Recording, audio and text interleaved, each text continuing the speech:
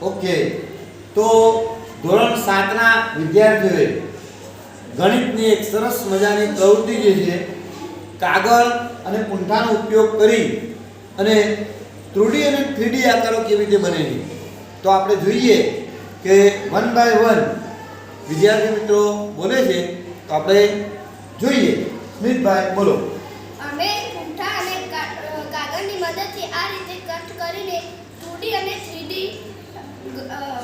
આકારો બનાવેલ છે. જેમાંથી મેં ગઢ આકાર બનાવેલ છે, જેમાંથી મેં પિરામિડ બનાવી છે, જેમાંથી મેં પ્રિઝમ બનાવી છે, જેમાંથી મેં નળાકાર બનાવી છે, જેમાંથી મેં ષટકોણ બનાવી છે, જેમાંથી મેં લંબઘન બનાવ્યો છે.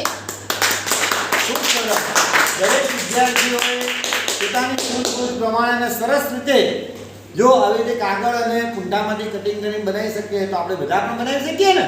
હા, વેરી ગુડ, ખૂબ સરસ.